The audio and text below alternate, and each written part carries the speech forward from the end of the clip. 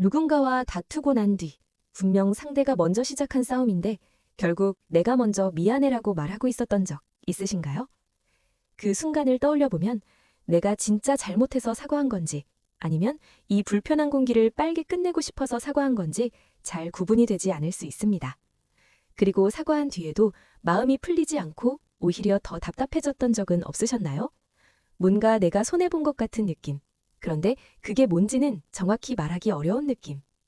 이런 일이 한두 번이라면 그냥 넘어갈 수 있습니다. 누구나 관계에서 한 발 물러설 때가 있으니까요. 그런데 이게 반복된다면 단순한 성격 문제가 아닐 수 있습니다. 오늘은 이 구조에 대해 이야기해 보겠습니다. 왜 어떤 사람은 매번 먼저 사과하게 되는지, 그리고 그 관계 안에서 어떤 심리적 구조가 작동하고 있을 수 있는지. 싸운 뒤에 먼저 사과하는 사람은 대부분 이런 감정을 느낍니다. 내가 참으면 되지. 내가 좀 더 이해하면 되는 거잖아.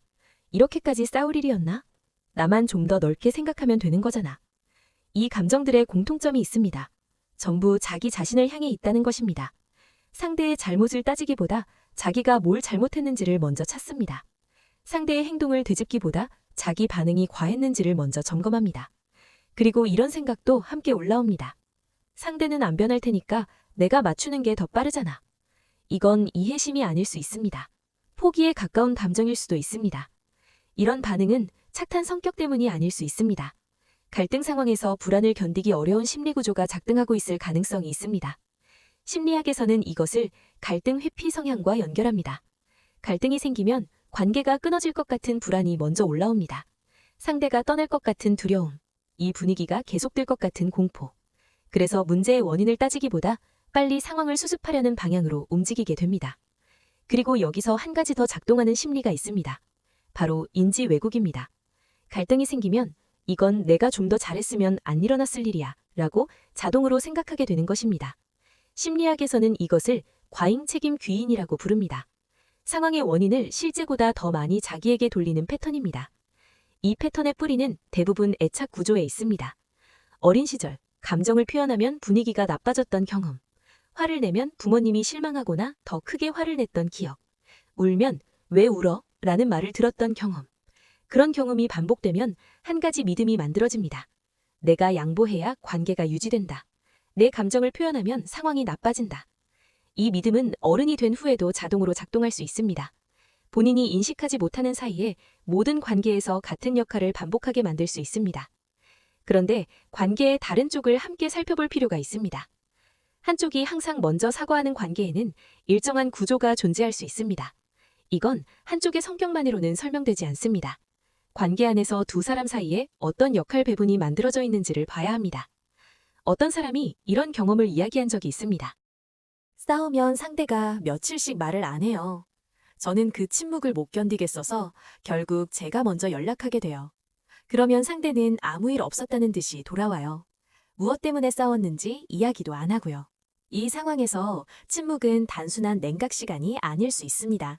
상대가 의도했든 아니든 침묵이 압력으로 작동하고 있을 가능성이 있습니다. 말을 하지 않는 것 자체가 상대에게 불안을 만들고 결국 먼저 다가오게 만드는 힘으로 작동할 수 있다는 것입니다. 또 다른 사람은 이런 이야기를 한 적이 있습니다. 제가 속상하다고 말하면 상대가 오히려 더 화를 내요. 내가 뭘 그렇게 잘못했는데? 너는 맨날 그런 식이야. 라고 하면 저는 더 이상 말을 못하게 돼요. 그러다 보면 결국 제가 아니야, 내가 예민했나 봐. 라고 하게 됩니다. 이 사례에서 나타나는 것은 감정을 표현하려는 시도가 차단되는 구조입니다. 한 번이 아니라 반복적으로 이런 경험이 쌓이면 감정을 꺼내는 것 자체가 두려워질 수 있습니다. 이런 관계에서 자주 나타나는 구조를 좀 더 자세히 살펴보겠습니다. 첫 번째는 감정 무효화입니다. 내가 상처받았다고 말하면 그걸 가지고 왜 그래? 라는 반응이 돌아옵니다. 또는 너무 예민하다. 다른 사람들은 안 그런다. 는 말이 따라올 수 있습니다. 이런 반응이 반복되면 내 감정이 과한 것처럼 느껴지기 시작합니다. 실제로는 정당한 감정인데도 내가 문제인 것처럼 인식하게 되는 것입니다. 두 번째는 책임 전가입니다. 문제의 원인을 따져보면 어느새 내가 방어하는 위치에 놓여 있습니다. 네가 그런 식으로 말하니까 내가 화가 난 거잖아. 네가 먼저 그러지만 않았으면 이런 일 없었어. 이런 식의 전환이 반복되면 원래 무엇 때문에 싸웠는지조차 흐려집니다. 처음에는 상대의 행동이 문제였는데 대화가 끝날 때쯤에는 내가 사과하고 있는 상황이 만들어질 수 있습니다. 세 번째는 권력 비대칭입니다. 한쪽은 감정을 자유롭게 표현하고 다른 쪽은 감정을 억제합니다. 한쪽은 화를 내도 되고 다른 쪽은 화를 내면 안 되는 분위기가 형성됩니다. 한쪽은 기다리고 다른 쪽은 쫓아갑니다. 이 구조가 고정되면 관계 안에서 심리적 힘의 균형이 무너질 수 있습니다. 네 번째는 간헐적 보상입니다. 항상 차갑기만 한 게 아니라 가끔 다정하고 따뜻한 모습을 보여주는 경우가 있습니다. 이 간헐적인 보상이 관계를 끊기 어렵게 만드는 강력한 요인이 될 수 있습니다. 원래는 좋은 사람인데 가끔 그런 거야 라는 생각을 만들어내기 때문입니다. 이런 관계에서 가장 헷갈리는 지점이 있습니다.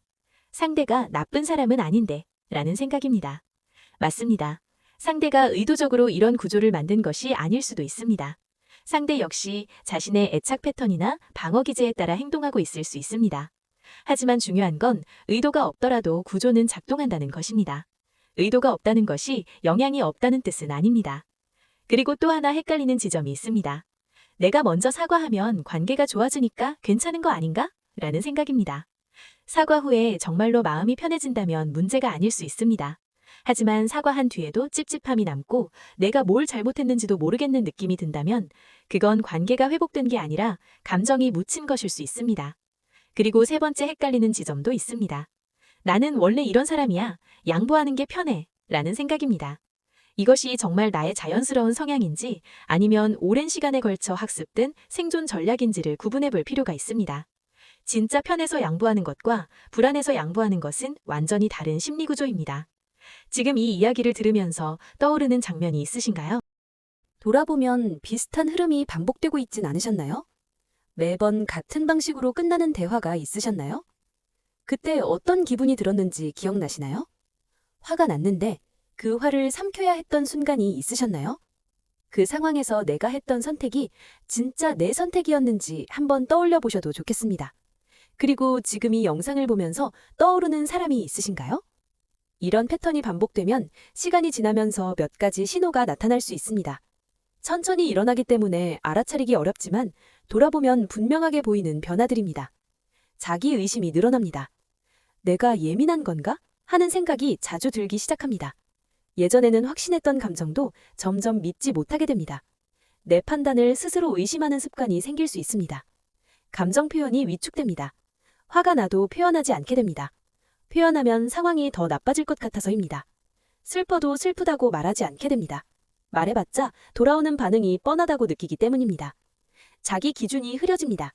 내가 뭘 원하는지, 어디까지 괜찮은 건지, 어디서부터 선을 그어야 하는지 판단이 어려워집니다. 이건 내가 우유부단해서가 아닙니다. 기준이 계속 흔들리는 관계 안에 있었기 때문일 수 있습니다. 무력감이 쌓입니다. 어차피 말해봤자, 어차피 달라지는 건 없어 라는 생각이 자동으로 떠오릅니다. 이 무력감은 관계 안에서만 작동하는 것이 아니라 삶의 다른 영역으로도 번질 수 있습니다. 그리고 마지막으로 자기 자신에 대한 이미지가 달라질 수 있습니다. 나는 늘 이렇게 약한 사람이야. 나는 늘 손해보는 사람이야. 라는 정체성이 만들어질 수 있습니다. 이건 사실이 아닙니다. 관계 구조가 만들어낸 착각일 수 있습니다. 이런 변화는 천천히 일어나기 때문에 본인이 알아차리기 어려울 수 있습니다. 하지만 지금 이 이야기를 들으면서 고개가 끄덕여지는 부분이 있다면 그것 자체가 하나의 신호일 수 있습니다. 지금부터 5가지 질문을 드리겠습니다. 스스로 점검해 보시는데 도움이 될 수 있습니다. 정답은 없습니다. 다만 솔직하게 떠올려 보시면 좋겠습니다. 하나, 최근 다툼에서 실제로 내가 잘못한 부분이 있었는지 구체적으로 떠올릴 수 있는가? 둘, 사과한 뒤에 진심으로 마음이 편해지는가? 아니면 찝찝함이 남는가? 셋, 상대도 나에게 먼저 사과한 적이 있는가? 있다면 얼마나 자주였는가? 넷, 내 감정을 표현했을 때 상대가 그 감정을 있는 그대로 인정해준 적이 있는가? 다섯, 이 관계에서 나는 점점 더 작아지고 있다고 느끼는가? 아니면 점점 더 나다워지고 있다고 느끼는가? 이 질문에 답하면서 불편한 감정이 올라온다면 그 불편함을 밀어내지 않으셔도 됩니다. 그 감정 자체가 하나의 신호일 수 있습니다. 한 가지 방향을 이야기하고 싶습니다. 관계를 끊으라는 이야기가 아닙니다. 상대를 나쁜 사람으로 규정하라는 이야기도 아닙니다. 다만 내가 왜 매번 먼저 사과하게 되는지 그 구조를 알아차리는 것이 첫 번째입니다. 자동으로 반복되는 패턴을 인식하는 것만으로도 다음 상황에서 다르게 반응할 수 있는 여지가 생깁니다. 사과가 관계를 지키기 위한 습관인지 아니면 진심에서 나온 것인지를 구분할 수 있어야 합니다. 불안에서 나온 사과인지, 진심에서 나온 사과인지, 이 둘을 구분하는 것만으로도 많은 것이 달라질 수 있습니다. 그리고 내 감정을 표현하는 것이 관계를 망치는 일이 아니라는 것을 떠올려 보시면 좋겠습니다. 내 감정을 말했을 때 관계가 무너진다면 그건 내 감정 때문이 아니라 그 관계의 구조 때문일 수 있습니다. 건강한 관계에서는 사과가 한쪽에만 쌓이지 않습니다. 건강한 관계에서는 감정을 표현해도 안전합니다. 건강한 관계에서는 갈등 후에 두 사람 모두의 감정이 다뤄집니다. 중요한 건 매번 내가 먼저 사과하는 것은 착한 것이 아니라 관계 안에서 특정한 심리 구조가 작동하고 있다는 신호일 수 있다는 것입니다. 그 구조는 나의 애착 패턴에서 올 수도 있고, 관계의 역학에서 올 수도 있고, 혹은 두 가지가 함께 맞물려 작동하고 있을 수도 있습니다. 그리고 그 구조를 알아차리는 것만으로도 관계를 다르게 바라볼 수 있는 시작이 됩니다. 영상을 보신 후 이 질문을 한번 생각해 보시면 좋겠습니다. 나의 사과는 진심이었을까? 아니면 불안이었을까? 그리고 한 가지 더. 만약 내가 사과하지 않았다면 그 관계는 어떻게 되었을까? 여기까지 오늘의 심리학이었습니다.